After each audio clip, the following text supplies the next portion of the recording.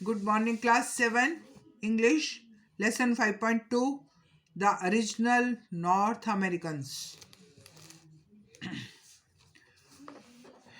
ये मैप आपके सामने दिया हुआ है। आजकल वेस्ट इंडीज के मैप वो आप मैचेस देख रहे हैं, तो you can see the location also. ठीक है, so we will read the lesson कि ओरिजिनल जो नॉर्थ अमेरिकन्स हैं वो कैसे रहते हैं, क्या उनकी भाषा है, क्या है, कैसे उनका रहन सहन है, उसके बारे में इसमें बताया गया है। The first people to live in North America were the Indians. West Indies जो बोलते हो ना, तो जो सबसे पहले नॉर्थ अमेरिका में लोग रहने आए थे, they were Indians. They are thought to have crossed the North American continent from Asia about 20,000 years ago. ऐसा सोचा जाता है कि 20,000 साल पहले उन्होंने नॉर्थ अमेरिका को क्रॉस कर लिया था फ्रॉम एशिया। एशिया से नॉर्थ अमेरिका पहुंच गए क्रॉस करके। Very gradually over many countries, centuries, they spread throughout North and South America. ठीक है। The name Indian was given to these people because of a mistake made by Christopher Columbus, who was a Spanish explorer. खोज किसने की थी ये America की, north America की? Columbus ने। ठीक है, हु वाज ए स्पेनिश, वो स्पेनिश का एक एक्सप्लोरर था। एक्सप्लोरर क्या होते हैं? खोज करने वाले। ठीक है। The name Indian was given to these people. इन लोगों को इंडियन नाम किसने दिया? कोलंबस ने। ठीक है, जो एक स्पेन का रहने वाला एक्सप्लोरर था। Columbus sailed across the Atlantic Ocean from Spain in 1492. ठीक है, कोलंबस का नाम आप सब नहीं सुना होगा कि उसने स्पेन से 1492 ईस्वी में स्पेन से उसने अटलांटिक ओशन को क्रॉस किया शिप के द्वारा।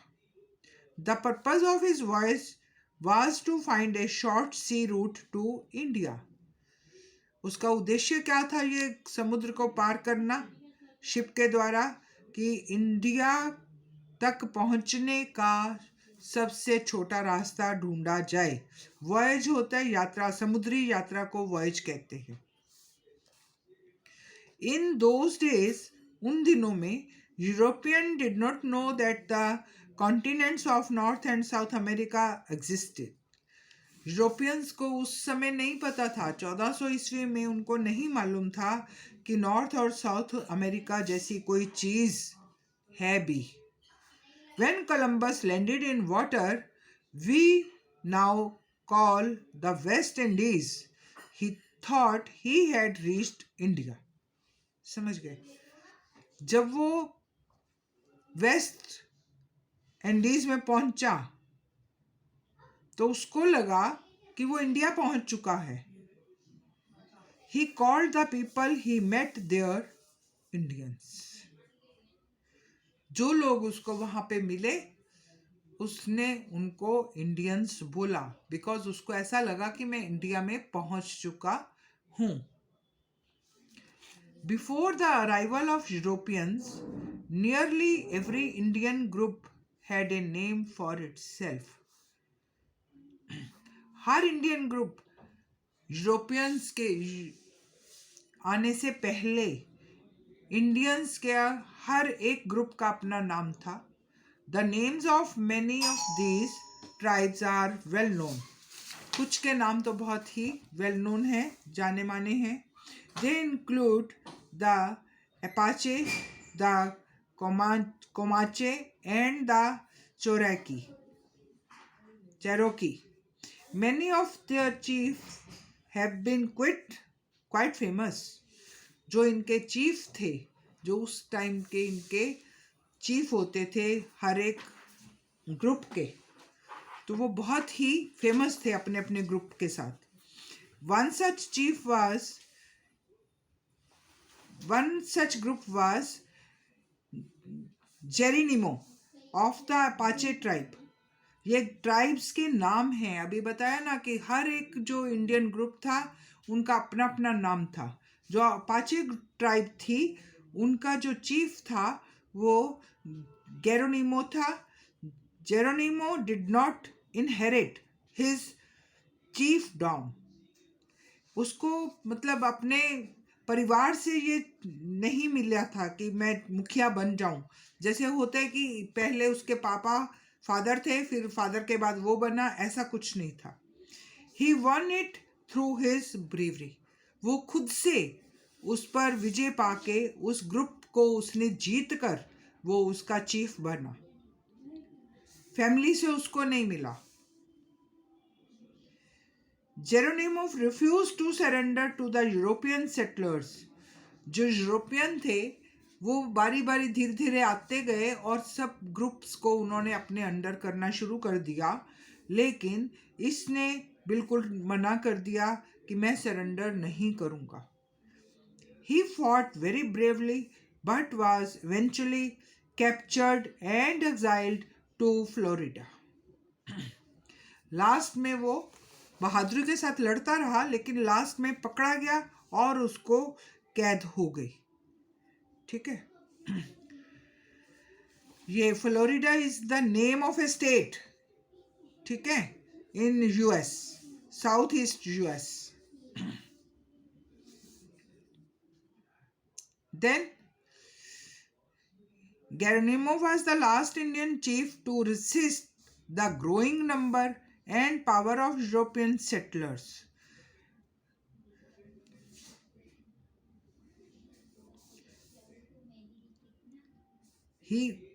जेरोनिमो जो था वो लास्ट भारतीय था, अंतिम व्यक्ति था जिसने यूरोपियंस की संख्या को रोकने की कोशिश की कि और लोग ना आए यहाँ पर ओवर पावर करने के लिए.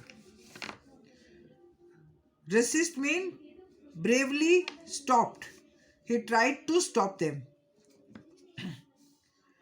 By the time Geronimo died in 1909, most Indians were forced to live in separate areas reserved for them.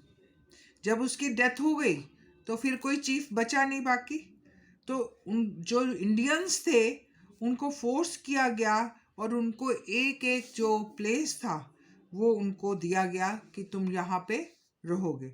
Such areas were called reservations. उनके एरिया को क्या नाम दिया गया? रिजर्वेशंस, कि आप इसके बाहर नहीं आओगे.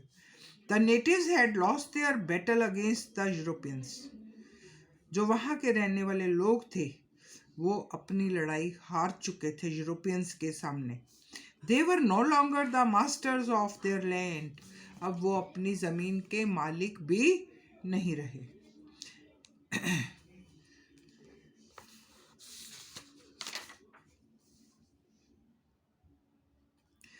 But now a new battle had begun. एक नई लड़ाई शुरू हो गई.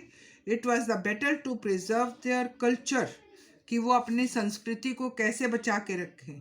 It was a very varied and complex culture, but one thing was common among all the native tribes. Each tribe lived as one extended family.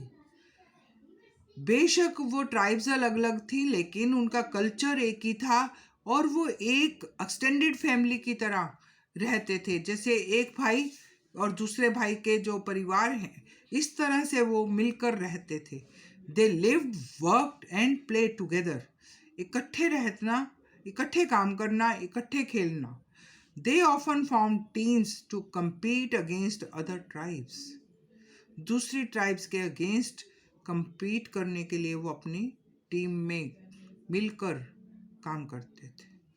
So thank you class. We will continue tomorrow.